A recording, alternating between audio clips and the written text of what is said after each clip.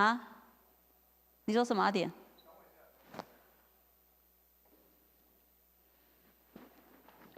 来，没关系，我们直接走来。对对对，就是信息结束的时候，我就会说我们要来唱这首诗歌，然后唱完我就会来带祷告了。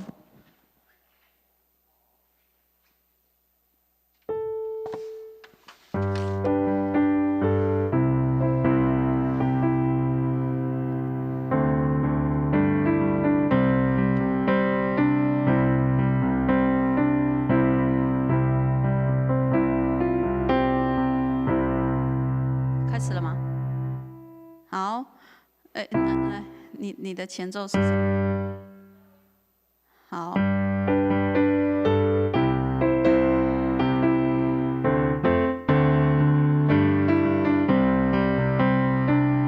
人们走过我身旁，他们眼中流露出，好高哦。人们需要主，这好高呢。你现在 F G 调吗？C 哦。C 调比较好弹吗？好啊，那就 C 调吧。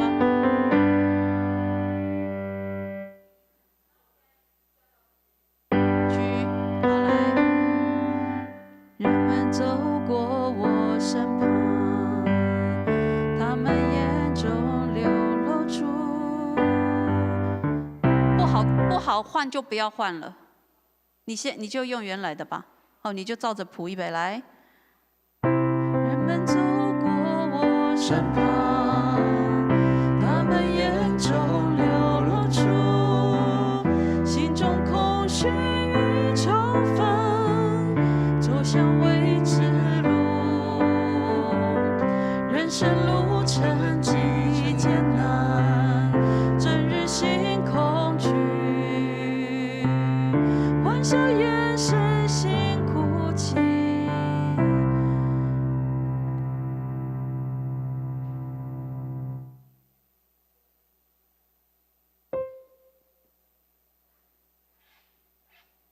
那个谱上面没有写那个调，是不是？哦，那要重来吗？好，来，北来。我们直接来好吗？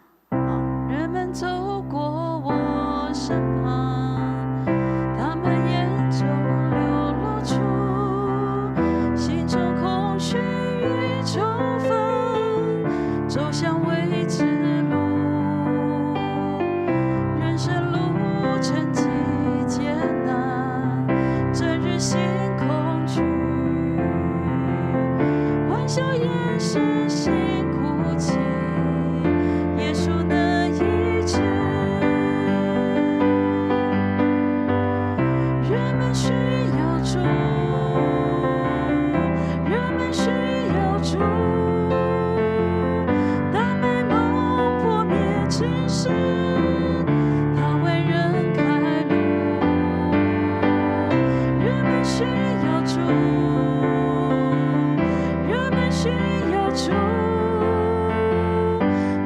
是我们决心，人们需要主。第二节，主照我们发真光，黑暗地照耀光明，愿付代价传福音，找寻世上灵魂。当人们背负重担，他以爱同需要生命道，带我们告诉人们需要主，人们需要主。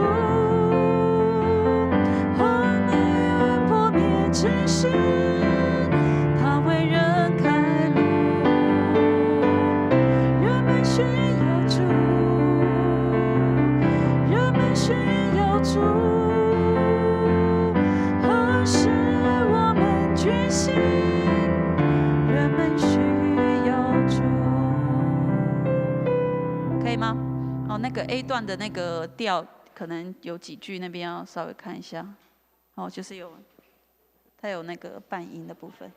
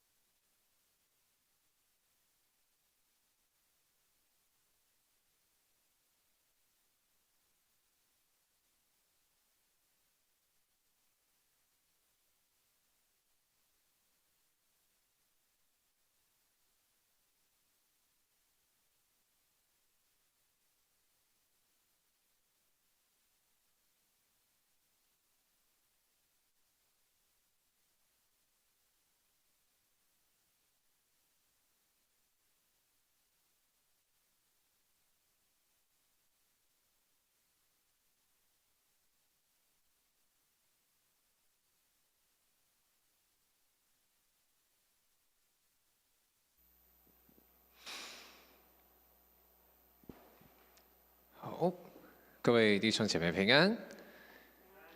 感谢主，让我们在一个礼拜的尾声，星期五能够再次来到他的面前。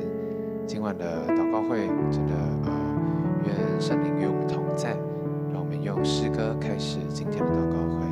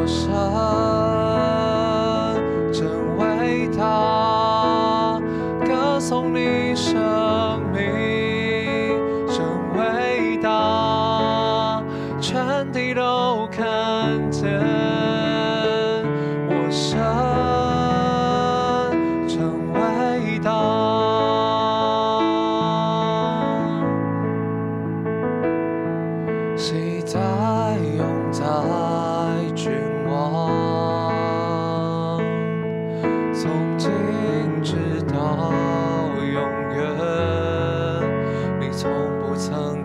永存在天地间。你是三一真神，父子与圣灵，真神的羔羊，全能神羔羊。我的生命献给你，背起十架跟随你，愿你的荣耀彰显在我生命。我的心不要忘记，你如何为我舍命。耶稣，我爱你，喜乐地跟随你。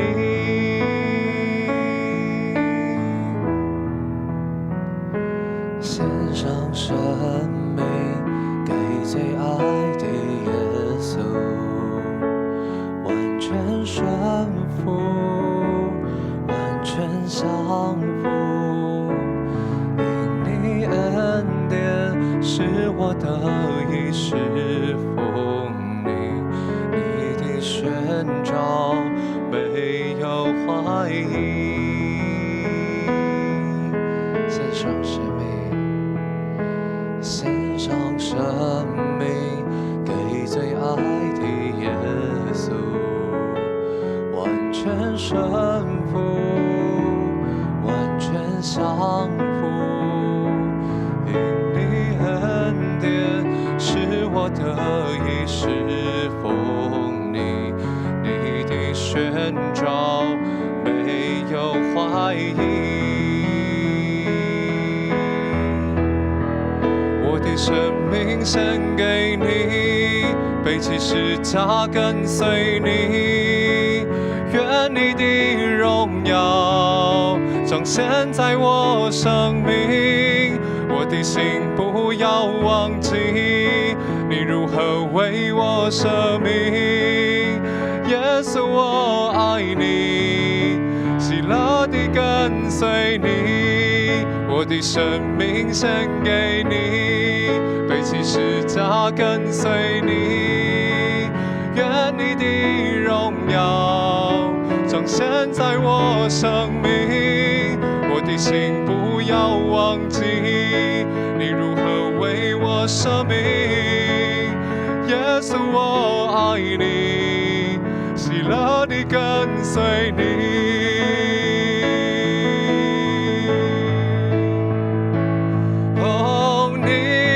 神尊名，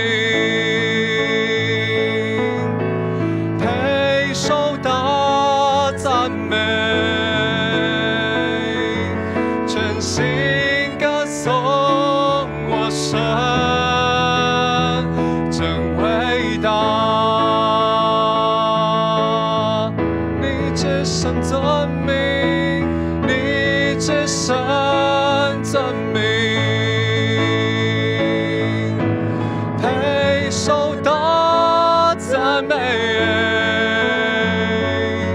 全心歌颂我神，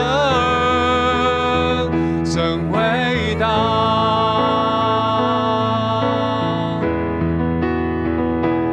我神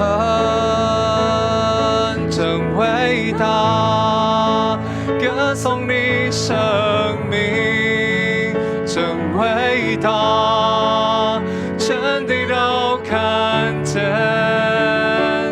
我神真伟大，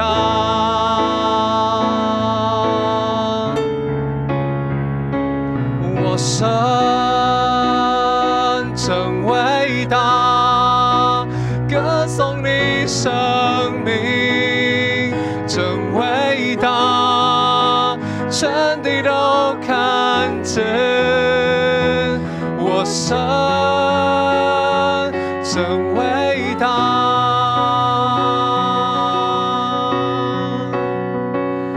我神真伟大，歌颂你生命真伟大，全地都看见。我上成伟大。让我们一起用这一段来祷告。请天父，我们感谢赞美你，你引领我们今天的日子，使我们在各样的事上平安顺利。我们今日所做成的一切功，求主赐福，不但造就人，也造就自己，更能荣耀上主。今日一切生活上的软弱不足，求主赦免，赐我们乐意认罪悔改的心志，愿意在你面前承认我们是一无所有，但你的怜悯是慈爱，使我们享有一切的丰盛。感谢你。主啊，我们感谢你，虽然我们仍然常生活在艰辛的环境，仍然继续经历到许多的伤痛、疾病及困乏，但主耶稣，你胜过世界，死里复活的能力，也带给我们面对每日生活的勇气与能量，带给我们复活的盼望。亲爱的父神，今晚的祈祷会，求你的圣灵帮助我们，用心灵与诚实来亲近你，使我们借着你的话语，默想你的慈爱、恩典与荣耀作为，帮助我们从内心深处发出至诚的感谢赞美，更做出真实的反省与悔改。奉耶稣基督的名祷告，阿们。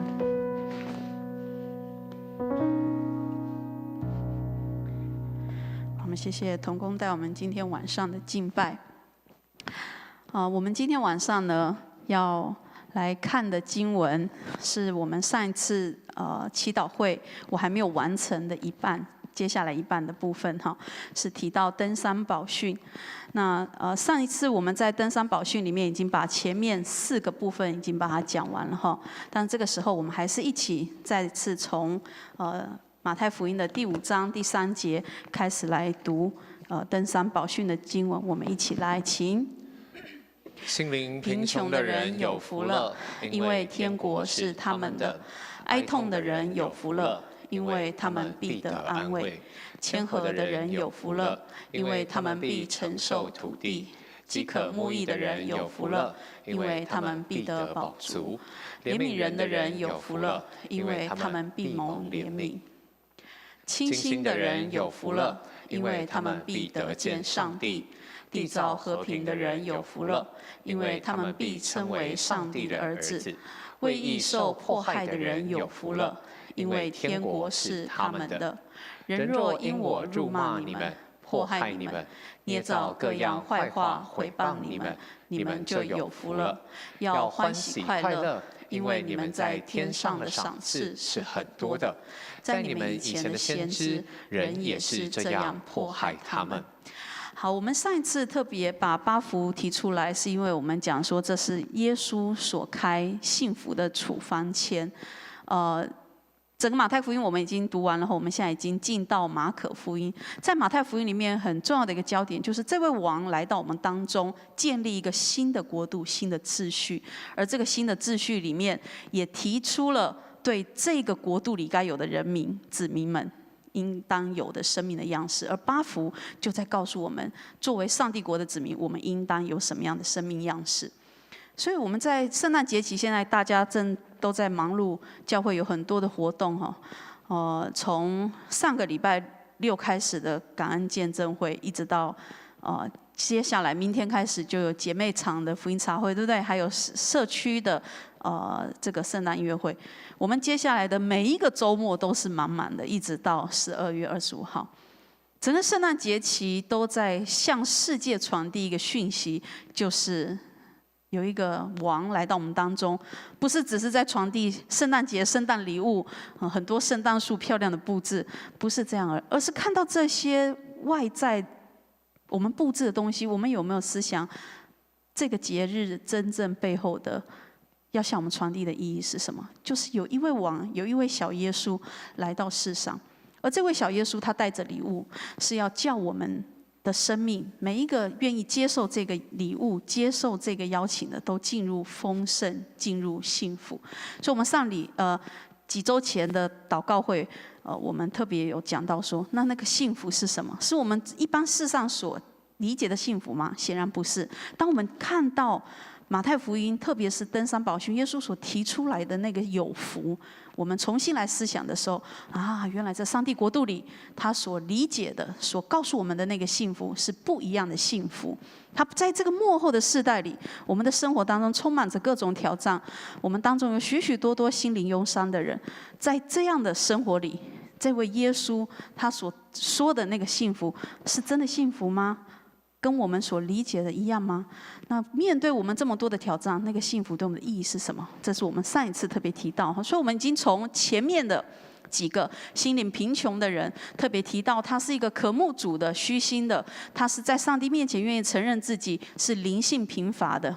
而这个不是一个外表，好像我什么都不会有特别提到。他指的不是那种好像嘴巴上说我真的是很不足不是那样子而已，而是我从心里面有一个很深的渴望，实在是渴慕这个上帝，实在是渴慕一个心灵的满足的。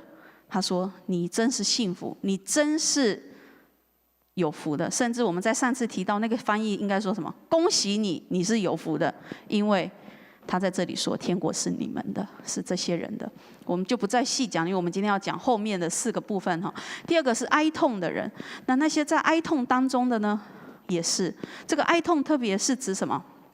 不是指我们好像失去亲人这种哀痛，而是面对生命的处境所遇到的各种因着罪带来的挑战，可能是伤害，可能是我们自己陷入很深的一个罪疚感，可能是关系当中的破裂，面对个人或者是整个群体，我们的家族、我们的家庭的、家族的，我们在信仰群体当中的，甚至是我们的国族社会的，面对我们得罪上帝的那个部分，我们有没有哀痛？上次我们特别提到，整个旧约我们读完了。先知书，先知们不断提到的就是这个部分，他们不断的为群体的罪在哀痛着。上帝说：“恭喜你们，你们必得安慰，因为当上帝国临到的时候，上帝国掌权的时候，你们就会看见你们所期待的，你们的忧伤会得着上帝亲自的安慰。”特别是提到这个部分的哀痛。第3个提到温柔的人有福。这个温柔指的不是看起来很柔弱的温柔，而是我们内里有一个很坚定的信念。这个信念让我们在面对各样的挑战的时候，我们知道我们要用上帝国的方式来面对这个挑战，而不是用世界的方法。我们是用上帝国的，看起来好像是软弱的，但实际上却是高举上帝主权的方式，在面对我们生活当中各种的挑战。他说：“这种的人有福了，因为你们必得承受地土，你们必承受产业。神会加添各样的产业在你们的生命当中。虽然当初看起来好像是失去，好像是被迫要来配合，或者是被迫，好像我们只能看起来很柔弱的，好像是受压迫的，好像我们是那个叫什么，只能附和别人的。但他在这里说不是的。当我们知道我们相信上帝的主权是，我们是相信上帝的主权，并且相信他是能够掌权在万有万事上面的时候，我们就会有那样的一个信念，里面极大的刚强，我们就不会害怕，不会失去判断，正确的判断，以至于我们落入我们肉体的一个错误的判断当中，用错误的方式来面对彼此。所以在这边他说，这样的人是有福的，神会加倍的赏赐产业给你。温柔的人。第4个，饥渴慕义的人。当我们经历过生命当中对上帝极大的饥渴，灵里面的需求，有一个极大的饥渴，我希望更多的拥有这个神，然后甚至我遇到一些事件，好像我生命里经历了一些哀痛，这个哀痛可能是因着罪的关系所带来的。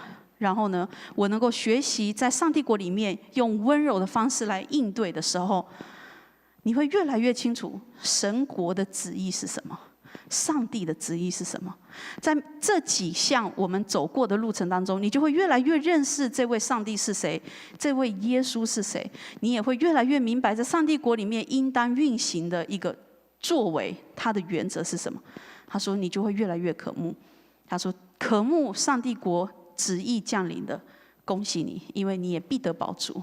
神会亲自在他的合宜的时间，他自己的时间里，让你得见上帝国度降临的一个丰富还有满足在当中。所以我们上次特别提到，这前面4个比较像是个人灵性生命的发展，它是一步接着一步。有时候我们生命当中会遇到一些处境，让我们进到了所谓的心灵贫穷，进到了哀痛当中，然后呢，接下来你就会面对一个挑战，是我必须要用谦和、用一个温柔的方式来面对。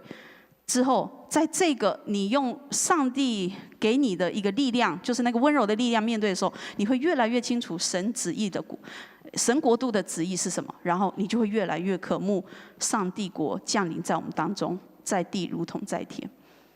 这前面的过程在讲的是我们个人生命的成熟、灵性的成熟。好像我们说上帝国度的子民，你应当有的品格是什么？所以当如果要经历到这些长出这些品格的时候，我们生命它不会白白长出来的，因为我们平常在这个世界里，让我们长成的样子就不是那个样子，所以呢，一定就有可能会有一些事情发生。所以我们在面对我们生活当中的处境，特别我们在说，在这个末后的世代里，很多时候最透过各种的方式影响我们，透过各样的方式攻击我们、伤害我们。我们常常不小心陷入了试探，陷入了那个诱惑里。如果你是属上帝国的子民，神要不要放着你不管？肯定不会的。就像我们不会看着我们的孩子放着不管，神一定会兴起各样的方式，让我们重新走向一个上帝国的子民该有的生命样式。所以你可能会经历一些事件，而在那些事件背后，你会体会到，走过以后，你会看见，原来我生命里要被磨塑出来的那个样式，那个新的该有的品格，该有的上帝国度子民的样式会是什么？如果是这样的话，我们面对我们每天生活当中有很多的挑战，有很多的困难，有很多的伤痛。我一天到晚在陪谈，对不对？每天都在听很多的故事。那些故事有些时候发生的当下，我们真的不明白为什么。我们只能等到有一天回过头再来看的时候，我们就会晓得神在我们生命当中的计划跟旨意。甚至我们可能不太明白，但它却长出了我们刚刚说的，可能是更多的心灵的渴慕，可能是更多在罪里的哀痛，可能是更多温柔的力量，可能是更多渴慕上帝国降临在我们当中那样的一个心智。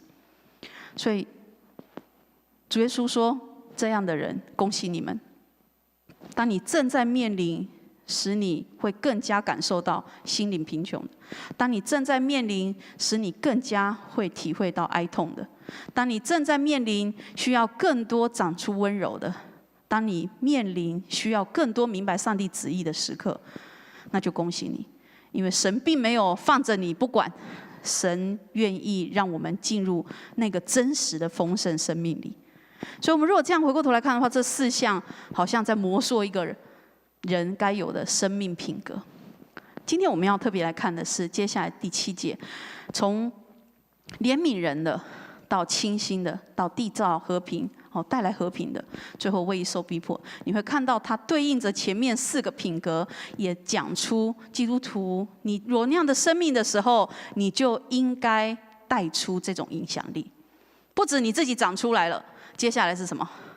在你的群体，在这个社会，在你暂时存留的这个世界当中，你带着好像帐篷的皮囊，在这个世界里面，你就要对这个世界发出这样的影响力。所以我们就来看接下来从第7节开始，我们比较我们知道的这个第7节是怜悯人的有福了，因为他们必蒙怜悯。他在这里说的怜悯，这个字的原文叫做 lechem 是子宫的意思，是子宫的意思。所以他讲的是什么？是好像在母亲的子宫里被保护、被完全的接纳、包容的一个状态。他在这边指的是一种亲热特别的爱。所以这个怜悯里面包含的是，我们看到第3点有什么？有饶恕，有赦免，有同情。怜悯人的人有福了。这个怜悯包含的是饶恕、赦免和同情。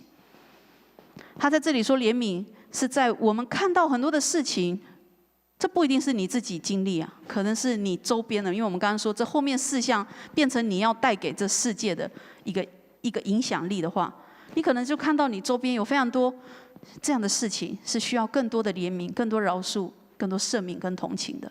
他说，面对这些事，你是站在法利赛人的角度来看待呢，还是你有像上帝看待我们的那个样子来看待他们？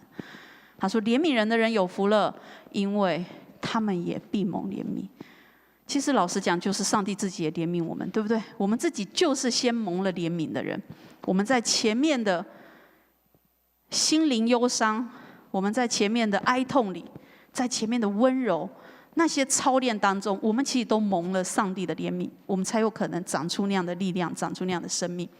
他说，在这里，神喜悦的不是当你越来越明白上帝国旨意的时候，特别我们在刚刚第4个，他说你要饥渴慕义的人有福了，因为必得饱足。所以我们就越来越熟悉律法，越来越熟悉上帝期待的一个样式，然后我们用旧约的模式来思想的时候，不是说旧约不对，我们在讲的就是过度的律法主义来看待许多事情的时候，这可能就在提醒我们，你所要饥渴慕义的不是那表面的教条。就像我们最近在马可福音的第3章读到的那个故事，对不对？耶稣在安息日进到会堂里，然后呢，就叫一个人站在当中，这个人的手怎样？有残疾，有缺陷，然后耶稣就叫那个人站起来。同时间，法利赛人也在会堂里要抓耶稣的把柄，为什么？因为要看他怎样安息日有没有治病，对不对？可是耶稣有没有因此而不治病？没有，他就问会众说：安息日救命跟害命，哪一个是可以的？安息日是该守安息，但是上帝的心意是救人。安息日是一个重要的规矩，可是神的心意不是在安息日只是谨守那个安息日，而是神的心意是要在安息日的背后，其实是给人生命那样的意义。连上帝都需要休息，连上帝都需要设立一个安息日，何况是人？我们需要明白安息日真实的意义是什么。所以主耶稣用安息日医治人，在挑战我们对于那个律法、对于这个理解、对于这个道理的理解，到底是不是真正的我们所谓的合神心意的理解？我们真的是饥渴慕义，是照着我们的方式来理解的饥渴慕义呢，还是照着神怜悯的心志来理解上帝的国度？在这里提到怜悯人的人有福了，是指当我们越来越饥渴上帝国能够降临在地如在天的时候，我们不要忘记神最原初的心意是：我喜爱怜悯，不喜爱祭祀。我们可能会因为要更多的敬虔，而不小心走入了什么？过度的礼仪，过度的仪式主义，而忘记了神背后真实的心意是什么。这就是耶稣在安息日叫那个手残疾的人站立在当中，并医治他，很重要，也在提醒当时候的法利赛人们。主说：怜悯人的人有福了，因为你们必蒙怜悯。在我们的群体里，我们有看到哪些事情？甚至在我们的社会上，在我们的家庭当中，有哪些人、哪些人事物，我能够向他彰显上帝的怜悯呢？当我自己蒙了那连续，我能够向谁带出这个怜悯的影响力呢？这是我们需要去思想的。在这边特别提到，这个怜悯是为那样的不幸感到难过。那个不幸很有可能是什么？是自找的，还不一定是外在的因素造成的。人很多时候可怜之人必有什么可恶之处？很多时候他可怜是因为他真的蛮可恶的，自找的。但即便如此，我们是不是看见他的可恶，仍然也记得神是怎么怜悯我们？在这里他说：“怜悯人有福的，因为你们必蒙怜悯。”我不再细讲，思考问题有几个，我们一起来读。第一个，来，我有需要饶恕的人吗？是什么原因？大家可以在家里思想一下，特别线上的弟兄姐妹，有没有什么人是上帝放在我周边，也让我学习来操练怜悯的？这怜悯包含饶恕，包含赦免。第二个问题，我曾经在哪方面得到上帝的怜悯呢？我们自己也思想一下。神并不是没有给我们怜悯，然后要求我们做这件事。我们现在在庆祝的，正在迎接的，我们在待降节期迎接的小耶稣。我们现在看到小婴孩都觉得好可爱，但我们看着他，有办法想象这个孩子30年后，他就要上十字架，为着那么大的一个痛苦，为着那么大的一个罪。我们若不是蒙了上帝那么大的恩惠，我们到底如何进入这个上帝的国度当中？那这件事情怎么影响我面对周围的人？当我很清楚能够体会我也是如此蒙上帝怜悯的时候，怎么让我去看待周边的每一件人事物？即便他可能真的非常的可恶，但我们是不是想到了神也是如此的对待我们？第三个，生活当中这个怜悯的对象，不是你一般在讲说，好像只是这例子不是很好举哈，但是不是只是指说，我们看到那个在天桥上啊，或等着要这个乞讨的，不是只是这样的对象，而是在我们生活中，真的会让我们去操练什么是饶恕，什么是赦免，什么是同情的。有哪些人在这个待降节期，你想到他，而你也知道耶稣为他而生？耶稣不只为我们来，也为他而生。如果有这样的人，他说：“恭喜你，有福了。”因为你想到他，你也记得主为他而来。你既然愿意面对，可能这个人可能是你们过去也有一些的互动是带给你伤痛，但若你想到他是需要蒙神怜悯的，他说：“恭喜你有福了，因为在你怜悯的时候，神也怜悯了你。”接下来，清心的人有福了，因为他们必得见上帝。这边的清心，我们也很常听见清心的人有福了，恭喜你，你是清心的。但清心容不容易？非常不容易。清心是非常需要很多事情来让你的心变得很干净的因为我们常常被很多事物抓住了我们的眼睛，抓住我们的心，而唯独清心的人是能够得见上帝的人。不只是要洗净罪，还要单单仰望主；不只是把你身上那个缠绕的拿走，还要继续持续的专注在上帝，专注在主的身上。他说：“唯独这样的人，你们必得见神。”清心在这里用几个经文来说，一个是马太福音27章59节，他说：“干净如细麻布，好像那个完全纯白的细麻布一样那是清心。”再来，另外一种是纯洁，毫无杂质的，就像金晶一样。在这边他说，启示录21章21节所谓的那个金晶，就是指这种完全干净、完全纯洁。它是纯洁白的，然后呢没有杂质的，所以必须要经历多少的事情才能够让我们成为清心。他说，若以清心的标准，没有任何人能得到祝福。是没有错啊，如果按照这样讲的话，到底还有谁是有福的？我们都不可能但是他在这边给我们一个盼望，就是提到撒母耳记下22章27节说：“清洁的人，主我们的上主耶和华必以清洁待他。”它不一定是指我们是没有办法，就本质上来讲，我们就是有罪的；就本质上来说，我们就是一个有限的创造。但是，当你竭力的进入一个清洁，竭力进入一个清心，竭力进入一个想要得见上帝的那种渴望的时候，主必以清洁待他，也就视你为清洁。所以我们的在这里提到清心，有时候真的是让我们会需要做出一个决定，因为我们都知道我们必须要被炼净，我们都知道我们需要被洁净。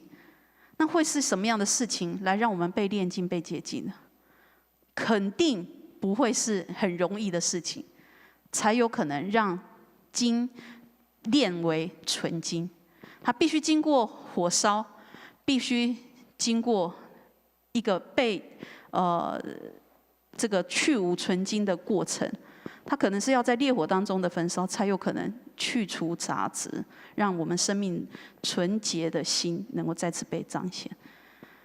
那并不容易啊，肯定是非常多、非常多痛苦跟挑战的。清心的人，就是单单献身于上帝的人。借着这些过程，被清洁的过程，我们会越来越将我们的眼光、将我们的心专注在独一的上帝身上，所以他就不会心怀恶意。借着这些事件，你会发现你越来越渴望上帝对你说话，你越来越渴望能够明白上帝的心意，你越来越渴望好像神真的跟你同在。可其实过去可能上帝持续跟我们同在啊，但是我们常常眼目看着其他的，没有感受得到。清心的人不会同时侍奉马门与上帝，他不会侍奉两个主，他会非常的专注在上主的身上。所以清心有一个很重要的焦点，就是借着很多的过程，让我们逐渐专注于他，不只是叫我们得清洁，更重要，进一步叫我们专注于他。他说，罪会使我们与上帝隔绝，还有这会让我们跟上帝要启示给我们的世界隔绝。但清心使我们恢复与上帝的关系，恢复与上帝的交通，也能够看见上帝所要启示属灵的世界。当我们逐渐清心，成为一个清心的人的时候，有一个很重要，在这个过程当中我们会经历的力量，就是什么？就是圣灵同在的力量。借着圣灵的内住，只有清心的人，圣灵才有可能机会继续的内住在我们里面。借着圣灵的内住，我们就会越来越明白上帝的旨意。也借着圣灵的内住，我们的生命会逐渐彰显出一个上帝国实实在在掌权的样子。也借着圣灵内住，我们每一天的生活里，眼目所见，甚至我们的感觉，这是一个很特别的操练，弟兄姐妹。如果你能够在灵里不断的操练与圣灵交通这样的一个生活的时候，你会发现过去你很多感觉对罪你会越来越敏感。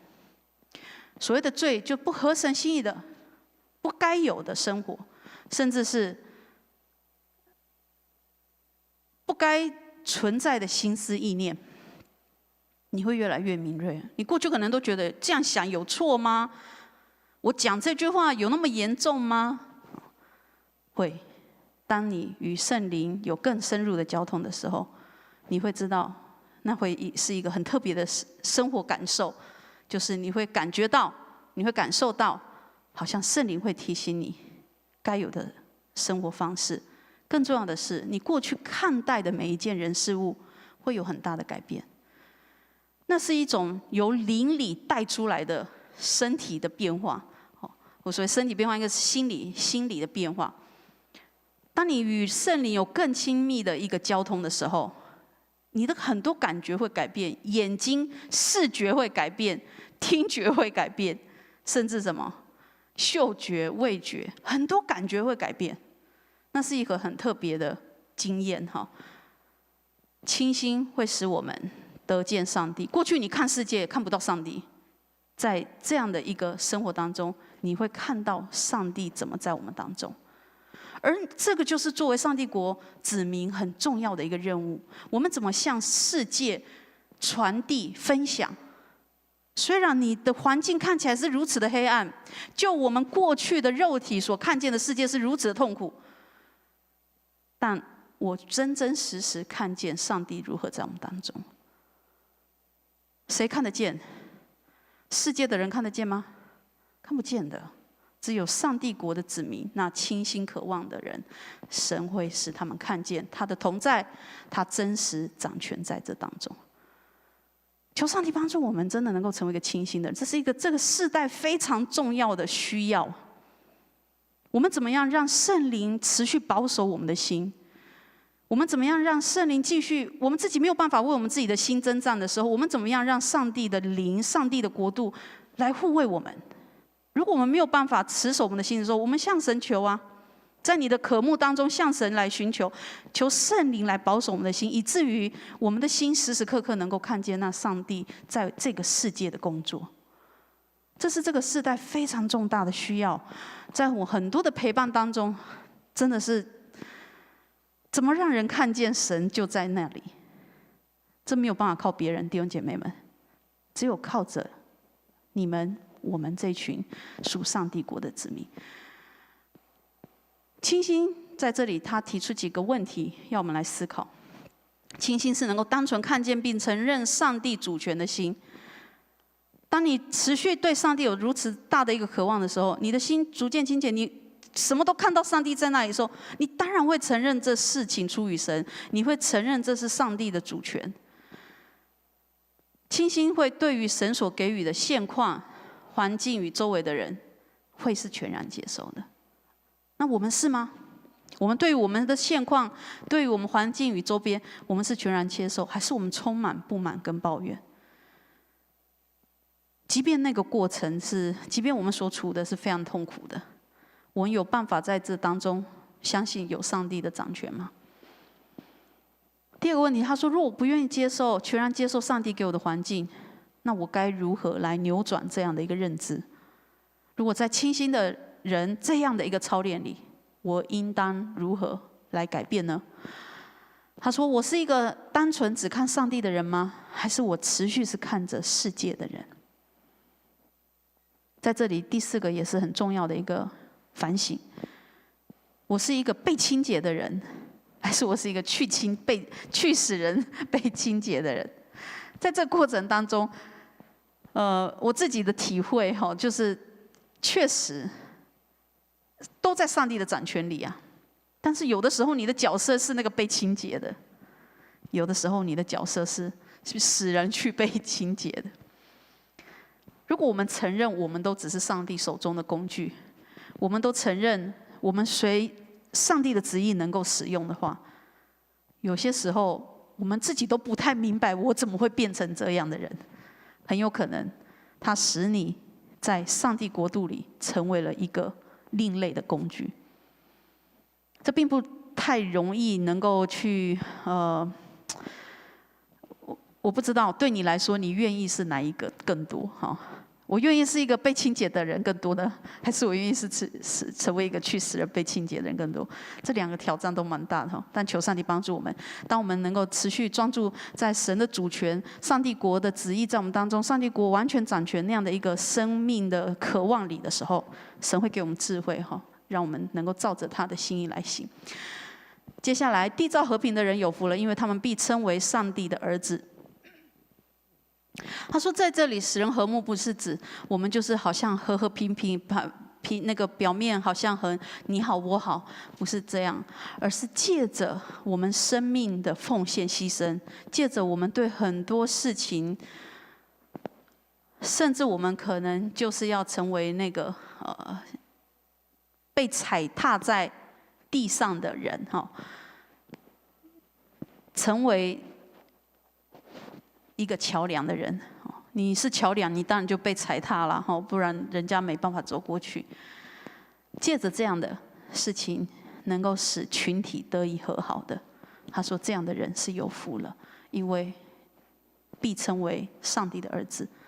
我们晓得，我们所看到的榜样很清楚的，就是耶稣基督，借着他所赎的祭，所做成的功，借着他所赎上的这个祭，我们成了上帝跟我们之间成为和好，他成了我们的一个挽回祭，成为我们之间的一个桥梁，让我们能够跟上帝的关系恢复，也得以和好。所以他说，这样的人有福了，你必称为上帝的儿子。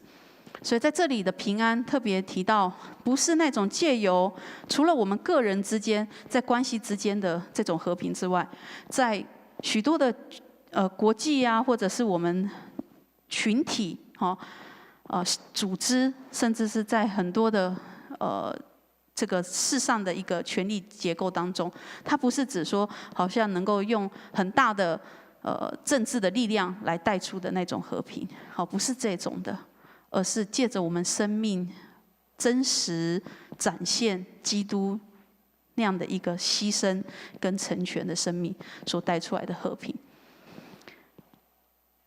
在这里第三个他说，这样的人配称为上帝的儿女，因为他们选择效法宽宏大量的上帝。他们记得上帝叫日头照好人也照歹人，降雨给义人也降给不义的人，因此他们努力以善报恶，爱那些不喜欢的人。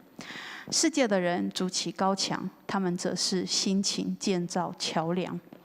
他在这边也举了一些的例子，我们是不是这样的人呢？我们对和平可能还有很多的其实我们对和平应该不难理解的哈。特别在待降节期，其中有一周也是这个信心、喜乐、盼望、仁爱，特别在仁爱也让我们在操练这个功课哈。我们怎么样有盼望的来，然后有信心的来接受我们所处的一个环境，并且我们能够相信说，神知道我们所牺牲，神知道我们所摆上的，不是白做的工，而是真实的能够叫上帝国临在我们当中。我们怎么继续带着这种信心跟盼望，然后作为一个和平的人？其实这真的是也是很不容易哈，因为我们一样也会受我们感受的影响。但他说这样的人，你会被称为上帝的儿子。好，我们来看他的思考问题。一个，他说：“我是一个制造麻烦的人呢，还是一个和平制造者？我是一天到晚在群体当中带出大家彼此的对立呢，还是我是一个能够带出和解、带出恢复的人？”他说：“如果我不是一个和平的人，我就会一直看着别人的错误无法跨越，然后所以在建造个人跟群体上，我还需要再努力什么？”我还需要再努力什么？尤其在我们的信仰群体当中，我们不用看外面的世界，就在我们信仰群体里就好了，对不对？一个意见不合，就很多时候我们的专业就会让我们成为非常立场不同的人。但是在这个里面，我们要怎么样帮助大家有更多一个可以很好的一个对话跟沟通？那在那个我们当中所带出来的伤害，我又要如何让人能够感受到？我们彼此是还有机会继续往前的。很多时候怎样，你就会公亲变什么，就会变世主，对不对？在我们群体里，我们常经历这个，因为公亲变世主，你应该是关心两边，就最后你变什么？两边的剑靶，对不对？这我们也很常体会。可是就算如此，我有没有办法记得？作为上帝国子民该有的义务我有没有想到，那是我必须也承担的一份好，那目前我还有什么需要去努力和睦的关系吗？为了这个，我需要在更多牺牲或努力克服的一个困难是什么？我们也可以再想一想然后摆在我们的祷告当中。最后一个也是我们刚刚在前面品格的灵性品格的一个形塑里提到的，为义饥渴慕义的人。当你饥渴慕义的时候，从前面我们看到的，你带出的这些影响力，你要怜悯人，你要这个成为清心的人，你要成为缔造和平、带来和睦的人。你的结局很有可能就是这个是什么？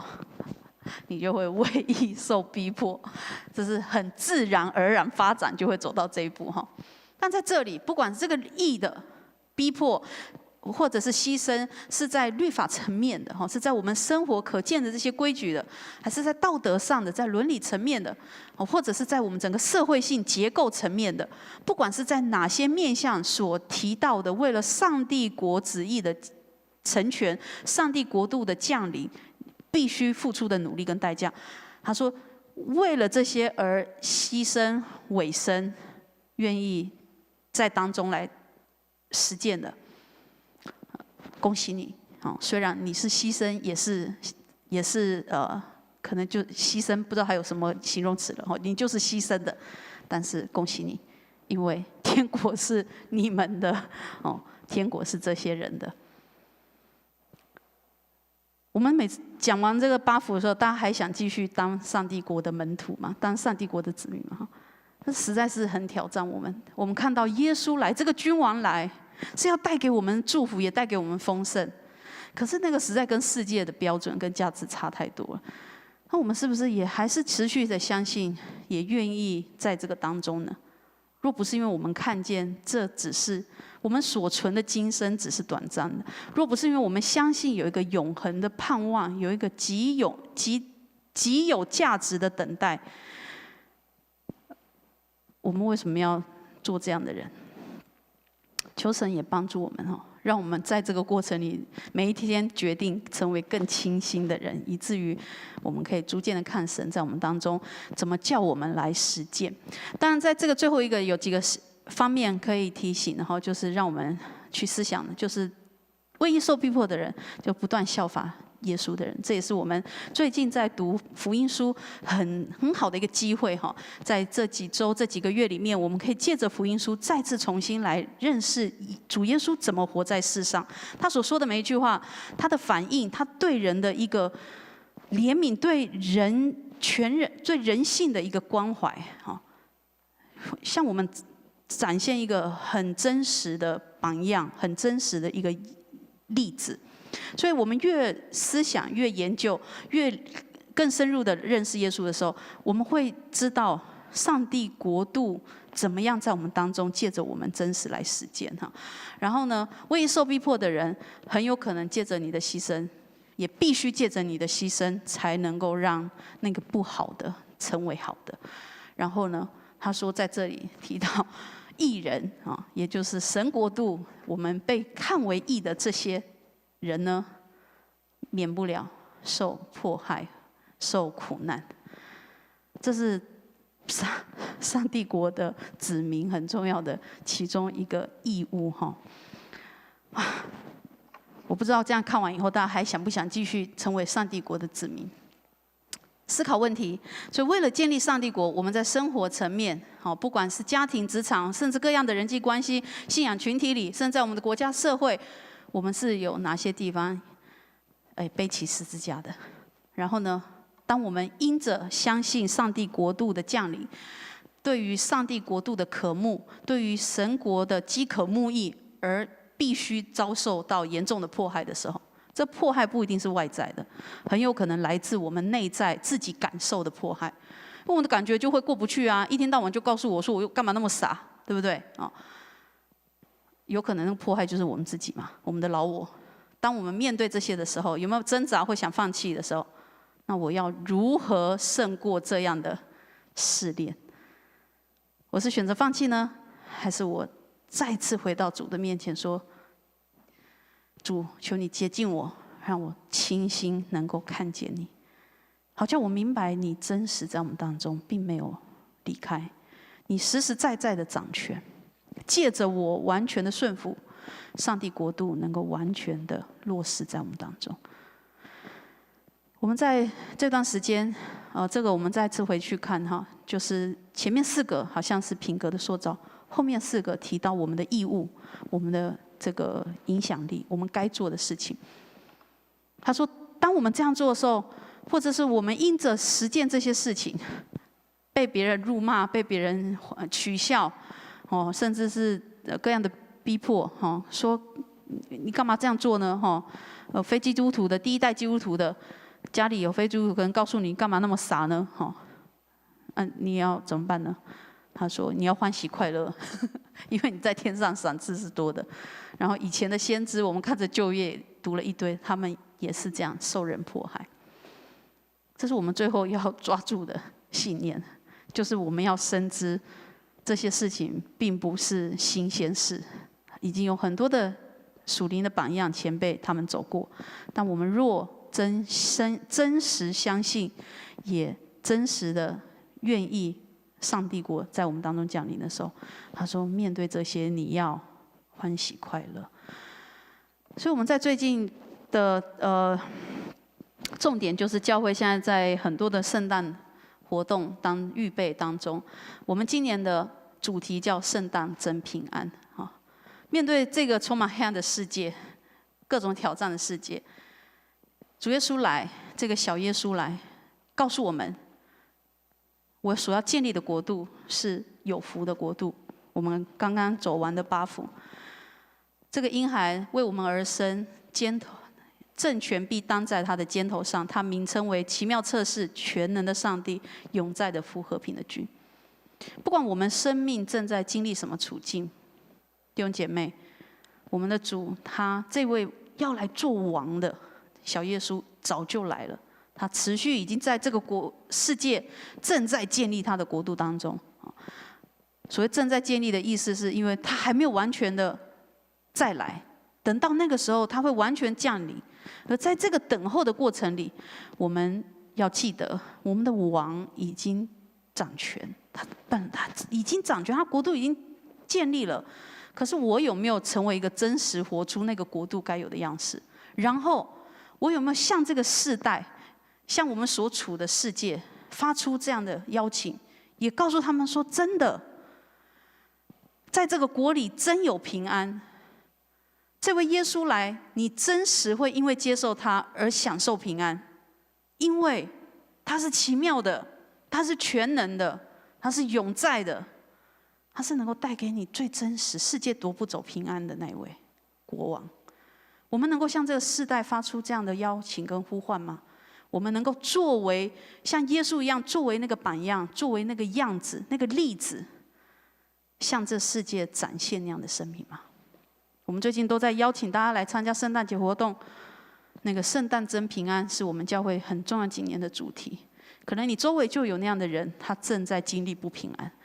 求上帝帮助我们，对这些人，我们能够产生很大的一个负担，记得带领他们来一起加入这个国度，让耶稣也能够降生在他们的生命里，成为他们生命的王，成为他们生命的主，好叫上帝的国度借着主耶稣基督他们所领受的那个恩惠，能够在他们的生命每一天带给他们最真实的有福跟平安。我们的圣诞派对，还有教会的圣诞系列活动，如果你还没有拿到 DM 的，这个礼拜天来教会记得要拿 DM， 然后开始赶快邀请你的朋友们，还有很多的机会可以邀请他们参与在圣诞系列活动当中，告诉他们这个主，这个小耶稣来是要带给我们平安。所以这时候我们一起用这首诗歌来回应主，然后呢，我们等一下要来为我们整个圣诞节期的事工来祷告。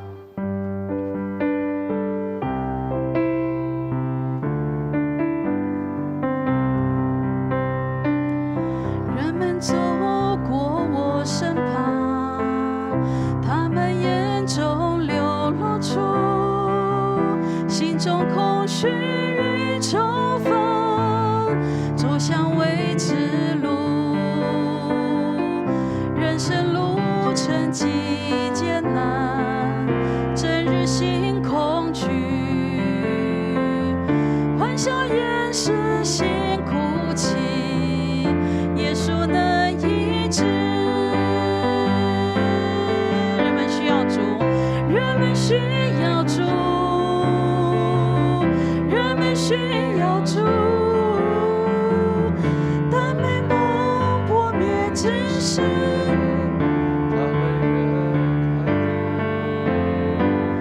人们需要主，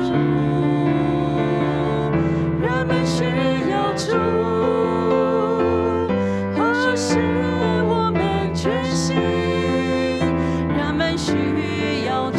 第二节，主召我们神光，黑暗地照耀光明，愿付代价传福音，找寻世上的平衡。当人们背负重担，他以爱同担，他们需要生命道，带我们告诉人们需要主，人们需要主。当美梦破灭之时，他为人开路。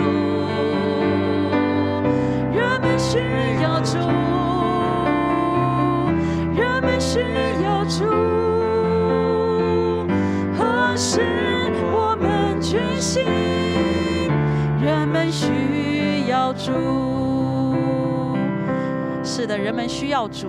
在他们的美梦破灭之时，在他们的现实生活遭遇到很大的挑战的时候，我们就要记得，我们需要这位主耶稣，这位和平的君，这位永在的父，这位全能的上帝，这位能够带给我们以马内利真实平安的主。所以我们要邀请每位弟兄姐妹，在圣诞节期这段时间，尽可能的去邀请你的朋友们，在疫情还有这么多的天灾人祸充斥的这个世代里，我们需要他们来跟我们一起享受在主里真实的平安。那这时候我们要为几件事情来祷告。我们先为社会上有欠缺及受苦的人，还有为整个全球疫情的稳定和缓，特别现在又有新的一个变种病毒，我们求上帝能够帮助我们所有在做这个疫苗研发的，还有整个社会国际之间都能够有好的合作，能够抵挡新一波的一个变种病毒的侵害。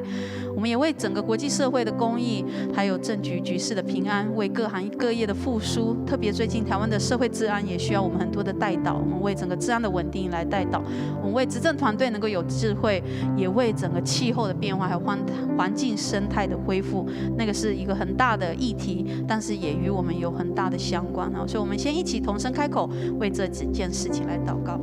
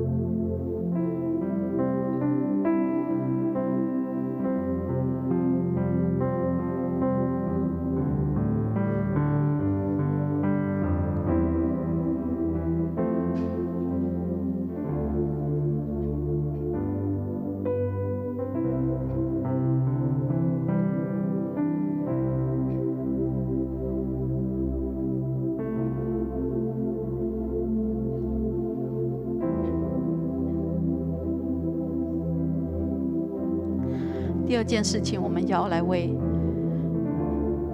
教会的需要来祷告。我们为心灵忧伤、身体欠安的兄姐，很多人正在遭遇他们生命当中很大的一个苦难。我们求上帝的安慰、平安与他们同在。我们也为学道班准备受洗的有6位的弟兄姐妹，为他们到受洗前所有的预备，求神保守这个福音的种子，有天使环绕来服侍他们，陪伴他们，让他们能够坚信，知道他们在上帝跟众人面前，做信仰告白的那一天。我们也为所有怀乡1对1在服侍的这些新朋友们，也求神借着我们同工他们的付出，能够把福音的种子撒下。我们也为教育事工部每一日在编写的灵修导读，还有外长编辑小组他们的工作来代祷。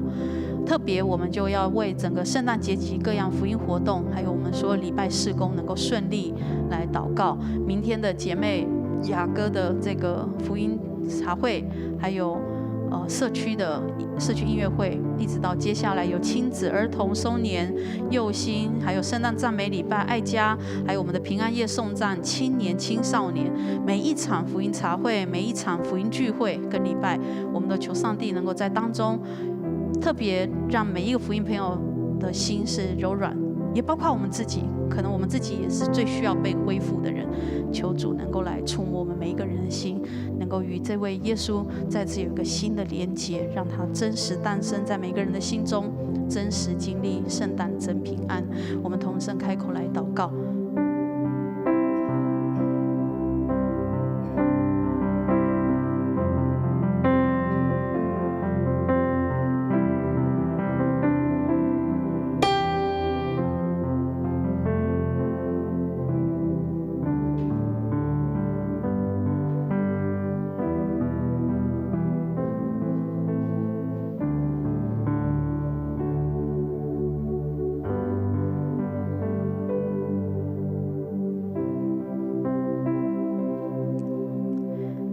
主耶稣，我们来到你面前，献上满心的感谢。